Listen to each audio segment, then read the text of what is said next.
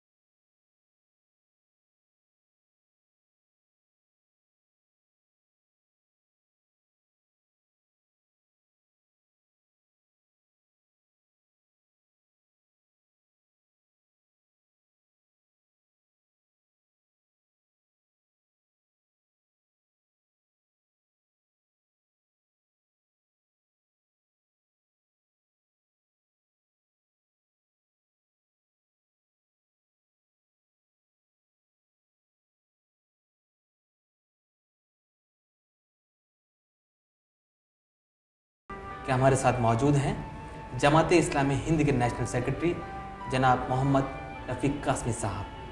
कासमी साहब, आपका बहुत बहुत इस्तकबाल है रोशनी के सफ़र में।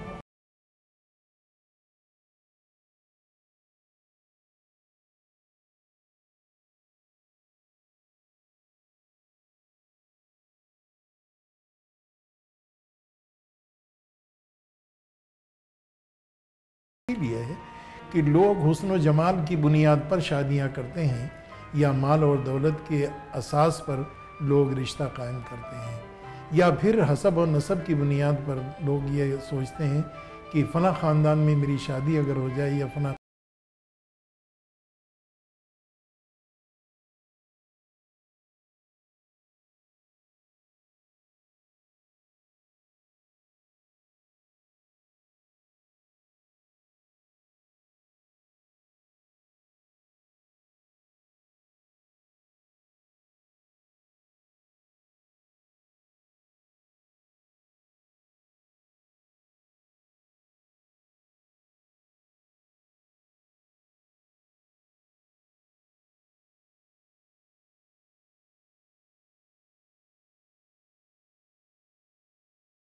मवद्दत व रहमा में बीवी और शौहर के दरमियान ये रिश्ता जो हो वो रिश्ता मोहब्बत का रिश्ता होना चाहिए।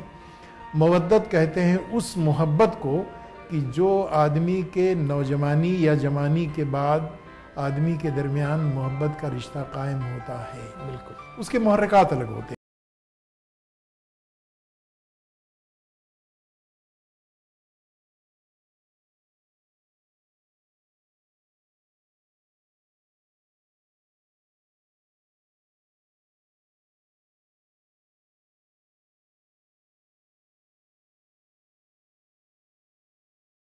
ये चाहता है कि एक शौहर और एक बीवी के दरमियान जो मोहब्बत हो, वो चाहे वो जवानी की मोहब्बत हो वो भी अल्लाह की रज़ा के लिए होनी चाहिए, और वो बुढ़ापे की मोहब्बत हो वो भी अल्लाह तबारक तआला की मोहब्बत इताअत के तहत ही होनी चाहिए।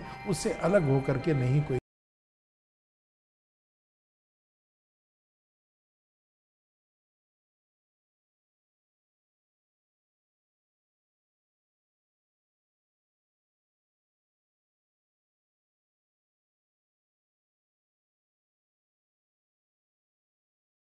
इस्तेमाल किया जाता है और उसका माहौल बनता है, वहीं एक दूसरा लफ्ज़ इस्तेमाल किया जाता है बदतरीन।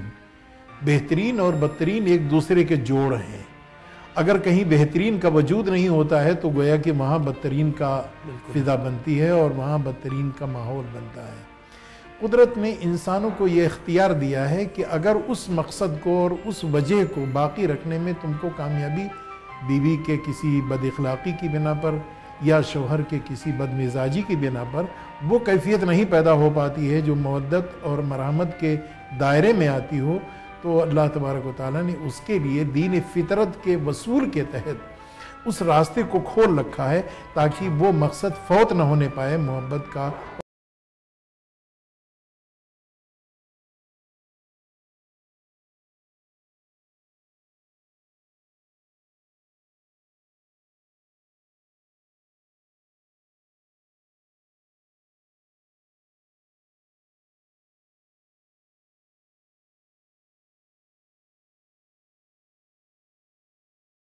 तो तलाक देने का जो हक है, या ये कहें कि जो कंट्रोल है, क्या वो सिर्फ एक खाविंद के पास ही है? अगर औरत को ऐसा लगता है कि खाविंद मेरे लिए सही नहीं, तो क्या एक बीवी भी अपना तलाक मांग सकती है? जी हाँ, यकीनन दोनों को इख्तियार दिया गया है। एक का नाम रखा जाता है तलाक, जो मर्द को हासिल है। एक का नाम रखा गया है खुला, जो औरत को हक दिया गया है। अच्छा। एक का नाम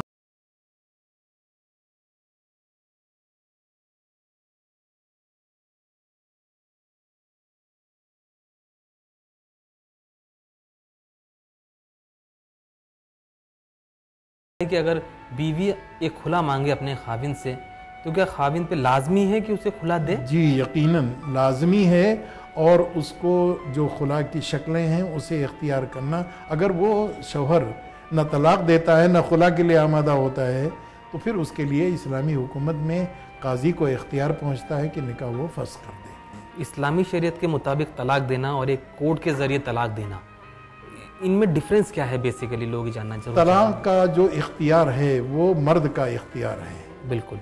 उसमें न तहरीर की ज़रूरत है, न उसमें गवाह की ज़रूरत है, न उसमें किसी पंचायत की ज़रूरत है। ये पंचायत या गवाह या इस तरीके की दूसरी जो कार्रवाइयाँ हैं, ये हमने जब उसको दुनियावी सांचे में ढाल लिया, तब हमने उसको, अगर इस्लामी रुख से ये काम किया होता तो बीवी और शौहर के दरमियान नाचाकी की सूरत में शौहर कहता कि मैंने बेगम तुमको एक तलाक दिया, जाओ तुम्हारा रास्ता साफ है। आपने बात की एक तलाक की, लेकिन मेरे ख्याल से मुस्लिम समाज में एक और 3 तलाक देने को भी काफ़ी कंफ्यूजन क्रिएट हुआ है। उसके बारे में कंफ्यूजन होता है कि आम तौर पर यह समझा जाता है कि अगर हमने एक तलाक दे दिया तो बीवी फिर वापस आ जाएगी और मेरे जान को लागू हो जाएगी। अच्छा। लिहाजा इसको इतना ज़बा करो कि इसकी शहरक भी कट जाए और इसके इस द्वाजी जो ताल्लुकात हैं वो बाकी रहने न पाएँ।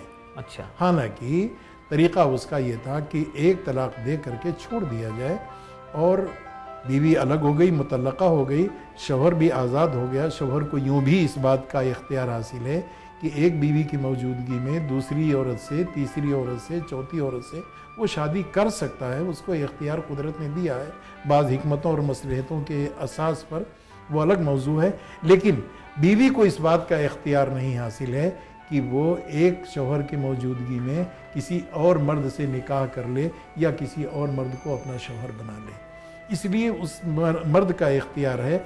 और बेहतरीन तरीक़ा ये है कि एक मर्द अपने बीवी को पाकी की हालत में, जब वो नापाक ना हो, और उस पाकी की हालत में शौहर और बीवी के दरमियान जो इस दवाजी ताल्लुकात कायम किए जाते हैं वो भी ना कायम किया हो, और वो मजबूर हो गया हो और वो भी मजबूर हो गई हो, तो एक तलाक दे करके उसको छोड़ दिया जाए। कुछ लोगों का मानना ये है हमारे समाज में कि अगर खामिद ने अपनी बीवी को तलाक दे दिया है और इद्दत के दौरान ही अगर वो उससे दोबारा रुजू करना चाहे तो वो कर सकता है।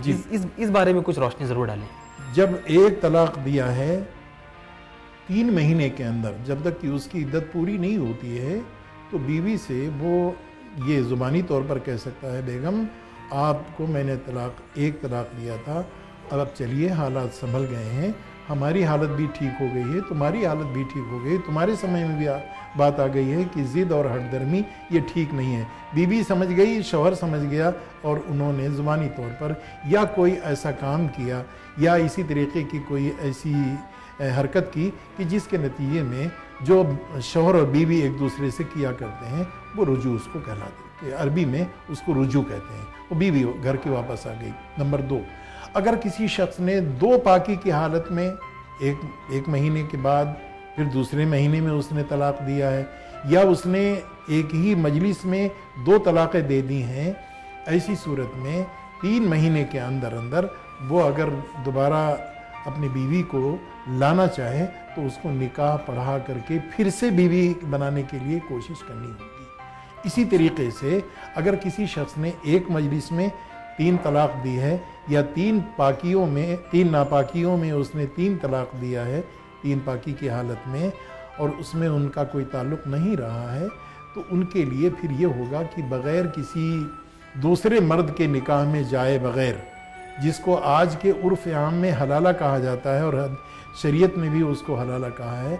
हलाला का मतलब ये होता है, उसमें भी कन्फ्यूज़न है आवाम को मुस्लिम न जानने की बिना पर। हलाला का मतलब ये होता है कि किसी मर्द से मुअक्कत यानी मुतय्यन तौर पर चंद घंटों के लिए निकाह करना और उससे कहना कि आप तलाक दे दीजिए ताकि वो अपने पहले शौहर की तरफ वापस हो जाए, ये नाजायज़ है, इसकी गुंजाइश शरीयत ने नहीं रखी है। हलाला उसको कहते हैं कि किसी शख्स ने 3 तलाक दिया, वो इद्दत गुजर गई या किसी मुद्दत के बाद उसने किसी मर्द से उस औरत ने शादी कर ली, ज़िंदगी उनकी गुजर रही, न उनके ख्याल में कभी है कि शादी पहले शौहर की तरफ हमें वापस जाना है और न किसी के जहन में ये नीयत है।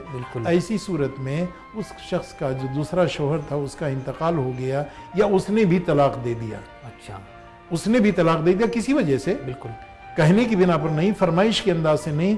अब वो औरत पहले शौहर के निकाह में अगर आना चाहें, दोनों तरफ से बात बनती है, तो उसका नाम हलाला होता है और उसको उसकी इजाज़त रखी गई है।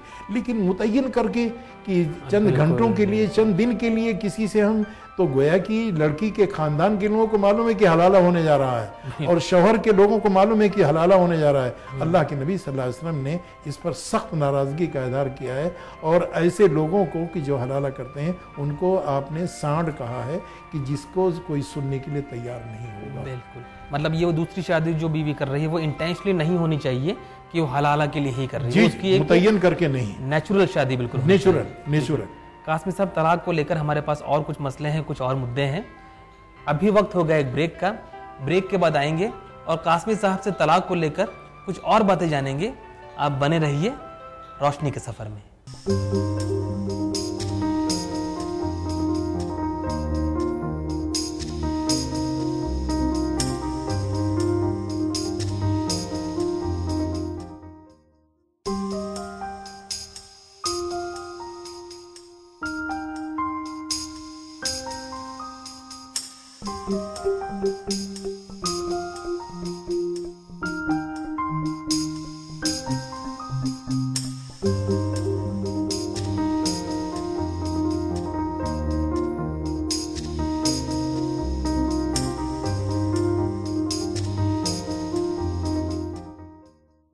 दोस्तों, ब्रेक के बाद आपका फिर स्वागत है जन टीवी के खास कार्यक्रम रोशनी के सफ़र में।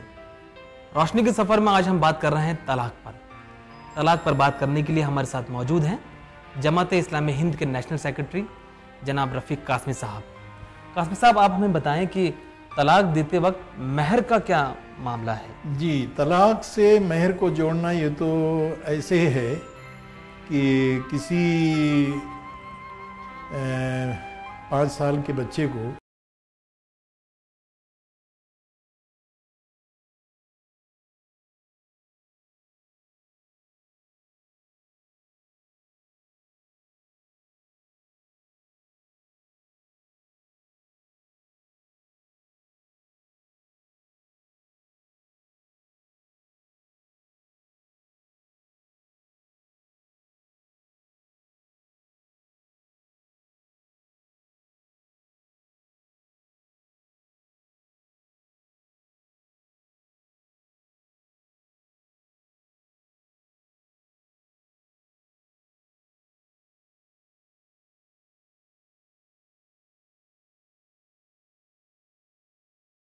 महर के इवज़ में बतौर बीवी के दिया जाता है। आप कबूल कर रहे हैं, वो कहता है कबूल करते हैं, इसको कहते हैं कबूल। तो एक तरफ ईजाब है, एक तरफ कबूल है। जिस वक्त किसी शख्स ने कबूल कर लिया कि मेरे दिन में ये रकम लाजिम हो गई है, तो फिर फौर लाजिम होती है। अच्छा, उसमें ताख़ीर का कोई मौका नहीं होता है।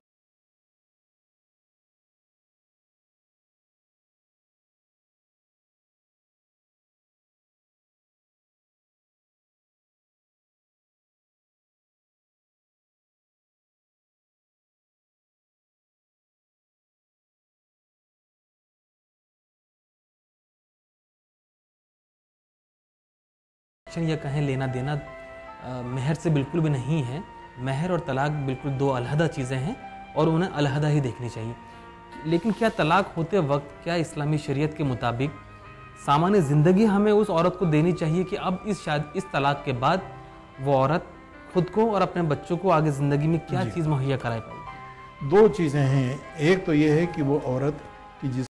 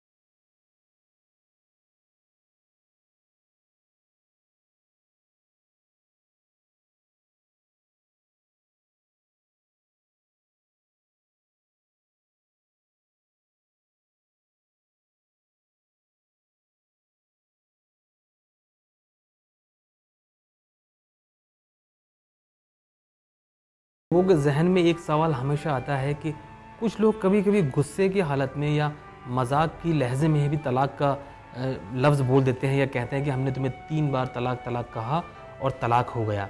इसके बारे में रोशनी ज़रूर डालें। सवाल यह है कि गुस्से की हालत में लफ्ज़ तलाक ही क्यों याद रहा? लोग आकर के ये पूछते हैं कि साहब मैं इतने गुस्से में था, मैं समझ ही नहीं पा रहा था कि कौन सा लफ्ज़ इस्तेमाल करूं, तो सिर्फ लफ्ज़ तलाक ही क्यों याद आई? निकाह क्यों नहीं है कि मैं तुमसे निकाह करता हूँ, या तुम जाकर के बाजार से सब्जी खरीद लाओ, जाओ कम वक्त तुम बाजार से सब्जी खरीद लाओ, ये क्यों नहीं कहते हैं?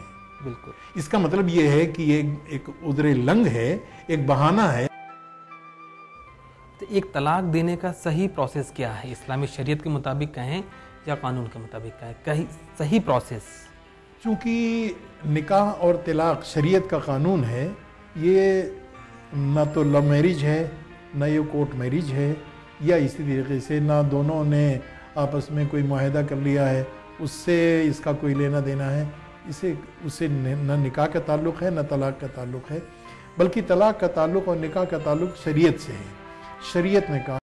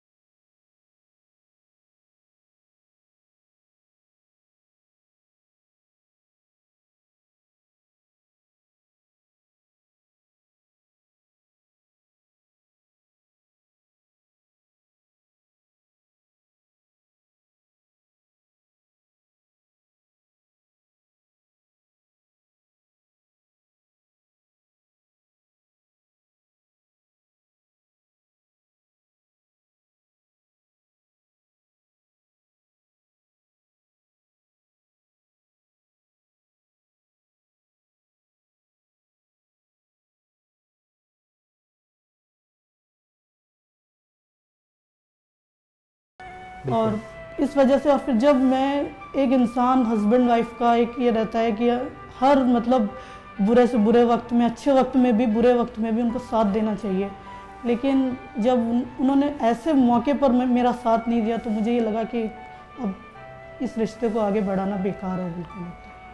तो जहाँ तक अगर सोच की और विचारों की बात करें तो मेरे ख्याल से शादी जैसे एक रिश्ते को निभाने के लिए सोच का मिलना बहुत ज़रूरी है जी।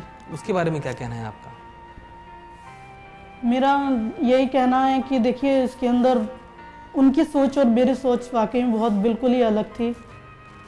और यही कि एक तो सोच की क्या बात, मतलब मैं ये कहना चाहती हूँ कि देखिए कि हम लोगों ने ज़्यादा टाइम भी साथ में स्पेंड नहीं किया, क्योंकि जैसे मैंने बताया अभी कि वो बाहर रहते थे सऊदी अरेबिया में जी, वहाँ पे जॉब है उनकी, और हम लोगों ने ज़्यादा मतलब इन 2 सालों में भी ज़्यादा टाइम साथ में स्पेंड नहीं किया है।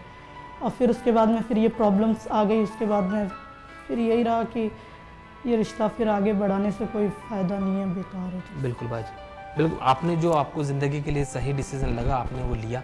बाजी आपसे मैं एक जनरल क्वेश्चन ये करना चाहूँगा कि आजकल हम देख रहे हैं कि तलाक के मामला ज़्यादा बढ़ रहे हैं जी।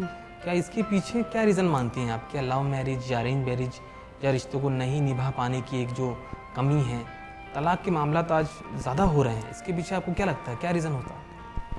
देखिए इसके पीछे रीज़न तो सबसे जो हस्बैंड वाइफ का जो रिलेशन होता है वो एक अंडरस्टैंडिंग उनके बीच में जो है वो सबसे बड़ी चीज़ होती है। उन दोनों के बीच में जो उनके कहते हैं विचार और उनके ये आपस में तालमेल होना बहुत ज़रूरी है।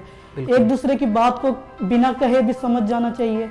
कई बार ऐसे भी मतलब वो होना चाहिए, ये नहीं है कि बिल्कुल आप हर छोटी से छोटी बात को इतना बड़ा मतलब इशू बना के या इस तरीके से वो करें कि सामने वाला हर्ट हो इस तरीके से। क्योंकि हमें ऐसा लग रहा है कि आजकल का जो नौजवान है शायद उसके दिमाग में कहीं ना कहीं ये बात ज़रूर घर कर रही है कि अगर वो शादी से पहले अगर एक दूसरे को जान लें और समझ लें और सो कॉल्ड एक अगर लव मैरिज करें तो शायद इसके तलाक होने की या उसकी नौबत आने की उम्मीद इनको कम लगती है। क्या आपका भी यही मानना है? देखिए मेरा ये मानना तो खैर नहीं है, लेकिन क्योंकि कहते हैं कि आजकल लव मैरिज आज इस वक्त ज़्यादा हो रहे हैं और पहले अरेंज मैरिज जो है पहले मतलब अरेंज मैरिज पहले ज़्यादा होती थी और लव मैरिज आजकल ज़्यादा हो रही है, लेकिन तलाक के मामले तो आज भी उससे बल्कि ज़्यादा ही बढ़ रहे हैं। तो इस लव मैरिज वाला फैक्टर तो ये मेरी समझ में नहीं है कि लव मैरिज अगर हो तो दोनों के बीच में अंडरस्टैंडिंग ज़्यादा होती है, ऐसा कुछ नहीं है। जो शादी के बाद में फिर वही दोनों की अंडरस्टैंडिंग अगर साथ में नहीं है, नहीं मेल खा रही हैं तो फिर तलाक के मामले बढ़ ही रहे हैं। बाजी आप हमें बताएं कि आप खुद एमए हैं, बीएड हैं, आप हमारे समाज के लिए या और बच्चियों के लिए उनको पढ़ाने के अलावा और क्या करना चाहती हैं? कोई ऐसी एक मंशा, कोई एक ऐसी इच्छा जिससे आप चाहें कि इस तरह के जो ये ताल्लुकात बिगड़ने वाली बात है वो कम हो? लोगों को ऐसा क्या करना चाहिए? आप मुस्लिम बहनों को क्या सलाह देना चाहेंगी? मुस्लिम बहनों को यही कहना चाहूँगी कि देखिए आपका जो लाइफ पार्टनर है उसके साथ में मैंने जैसे पहले भी शुरुआत में ही बात कही थी कि अंडरस्टैंडिंग होना बहुत ज़रूरी है। उसके व्यूज़ जाने, आपस में जो बातचीत करें, जो भी प्रॉब्लम्स है उसको शेयर करें और अगर तलाक की ही सूरत निकलती है, अगर ऐसा लगता है कि तलाक ज़्यादा मतलब ज़रूरी हो गया है, अब नहीं मतलब ये रिश्ता चल सकता है तो तलाक मतलब ऐसे फिर उसके बाद में अपने इंडिपेंडेंस रहें, बिल्कुल अपने पैरों के ऊपर खड़ी हों, एजुकेशन हासिल करें और जो भी है किसी के ऊपर मतलब ये नहीं हो कि आप किसी के ऊपर डिपेंड रहें बिल्कुल। क्योंकि हम लोगों में मैं मानती हूँ कि मेरे जैसी शायद बहुत सारी ऐसी होंगी, मुझे तो फिर भी खैर अपनी फैमिली का पूरा सपोर्ट मिला है, लेकिन हमारी कई बहनों को ये सपोर्ट नहीं मिल पाता, वो मजबूर रहती हैं क्योंकि एजुकेशन की कमी रहती है और माँ बाप भी इतना सपोर्ट नहीं कर पाते हैं। लेकिन फिर भी ये है कि थोड़ी बहुत कुछ भी हो अपनी गवर्नमेंट से मैं ये कहना चाहती हूँ कि हमारे इस क्षेत्र में मुस्लिम महिलाओं के लिए भी कुछ करें और ताकि वो मतलब फ्रीली होकर एजुकेशन हासिल करें, उनके माँ बाप जो हैं वो अपनी बेटियों को बोझ वगैरह ना समझें। बिल्कुल, बाजी ने एक बहुत अच्छी बात बोली कि हमारी सरकार को और हमारी जो और एनजीओज भी चल रही हैं उनको भी इस दिशा में कुछ सोचना चाहिए, कुछ समझना चाहिए। बाजी आजकल एक दो योजनाएं बिल्कुल हमारे यहाँ ज़रूर चल रही हैं कि शादी के बाद कुछ औरतें जो आपकी तरह खुशकिस्मत नहीं हैं, जो इंडिपेंडेंट नहीं हैं, जो अपने माँ बाप पर और भाई पर बोझ बन जाती है, उनके लिए सरकार कुछ योजना लेकर आई है कि शायद उनको कुछ मुआवजा दिया जाता है या उनके बच्चे बालिग नहीं होते तब तक वो अपने एक्स शौहर से, एक्स हस्बैंड से कुछ मुआवजा ले सकती हैं। इस तरह की योजनाओं के बारे में आपका क्या ख्याल है? देखिए योजनाएं तो गवर्नमेंट बहुत बनाती है, लेकिन उसका जो लाभ है वो सब तक नहीं पहुंच पाता है। बिल्कुल, क्योंकि प्रोसेस शायद बहुत मुश्किल होता है, ये लोगों में अवेयरनेस की कमी होती है, कुछ लोगों को पता नहीं रहता कि ऐसी स्कीम भी चल रही है या क्या है, हमारे लिए क्या बेनिफिट्स हैं, क्या मतलब कौन सी योजनाएं चलाई जा रही हैं। तो बस वही है कि अगर लोगों को जागरूक किया जाए इस चीज़ के अंदर ताकि वो इन योजनाओं का लाभ ले सकें। इस तरीके से अवेयरनेस की मतलब बहुत ज़्यादा कमी होती है, कई लोगों को कुछ भी पता नहीं रहता कि क्या मतलब हमारे लिए क्या चीज़ स्कीम, कौन सी स्कीम चल रही है, क्या योजना चल रही है।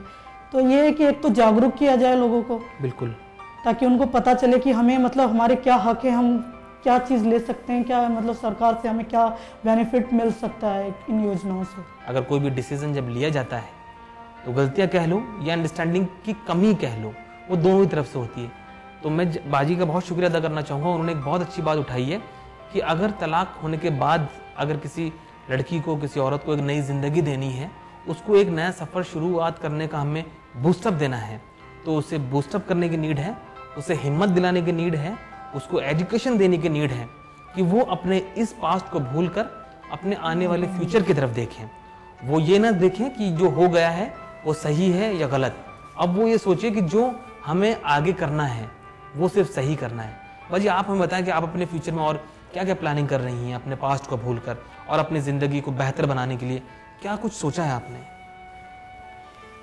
देखिए, पास्ट तो मैं बिल्कुल भूल चुकी हूँ। बिल्कुल, मेरे दिमाग में बिल्कुल अब कोई बात नहीं आती पास्ट के बारे में, क्योंकि जो हो गया वो हो गया। बिल्कुल। अब जो मेरा जो चल रहा है अभी प्रेजेंट में, मैं पहले से मतलब काफ़ी अच्छा महसूस करती हूँ। बिल्कुल। और ये है कि बस मेरी एक बेटी है, उसकी जिम्मेदारी मेरे ऊपर ही है, पूरा मतलब मैं कर रही हूँ। और मैं चाहती हूँ बस अपनी बच्ची के लिए जो मेरी जिम्मेदारी है, उस जिम्मेदारी को मैं बहुत अच्छे तरीके से पूरा करूँ और उसको एक अच्छी एजुकेशन दूँ, ताकि वो भी इंडिपेंडेंट बिल्कुल फील करे आगे चलकर। बस अभी तो मेरे दिमाग में अपनी बेटी के लिए ही ख्वाब है, अपने लिए कुछ नहीं है। नहीं, क्योंकि हम उम्मीद करते हैं कि आपके ख्वाब ज़रूर पूरे हों और आपकी बेटी को आप जो अच्छी तरबियत देने की बात कर रही हैं वो आप ज़रूर दिलाएं। और हमें उम्मीद है कि आप इतनी एजुकेटेड हैं, आप इतनी कॉन्फिडेंट हैं, आप उन पुरानी बातों को भूल चुकी हैं और नए फ्यूचर की तरफ देख रही हैं। मैं आपका बहुत बहुत शुक्रिया अदा करना चाहूँगा कि आप आई, हम जन टीवी के लिए वक्त निकाला, तलाक जैसे मुद्दे पर आपने हमसे बात की। हम उम्मीद करते हैं कि बाजी की बातें हमारे मुस्लिम समाज की कुछ और बहनों के लिए एक उदाहरण होंगी। उन्हें कभी ये नहीं समझना चाहिए कि हमारी तलाक हो गई तो हमारी ज़िंदगी ख़त्म हो गई, बल्कि उन्हें ये समझना चाहिए कि तलाक के बाद की ज़िंदगी हम किस तरह सुधारें। बाजी, मैं बहुत बहुत आपका शुक्रिया अदा करना चाहूँगा। दोस्तों, रोशनी के इस सफ़र में हमने बात की तलाक की। उम्मीद करते हैं ये एपिसोड देखने के बाद हर आदमी, हर औरत तलाक जैसा एक बड़ा डिसीज़न लेने से पहले अपने ज़िंदगी को एक बार फिर खंगाले, रिश्तों को संभालने की कोशिश करे, घरों को बांधे रखने की कोशिश करें। अगली बार फिर हाजिर होंगे किसी और मुद्दे को लेकर, किसी और पहलू को लेकर। तब तक मुझे, फिरोज खान को दीजिए इजाजत। अलविदा।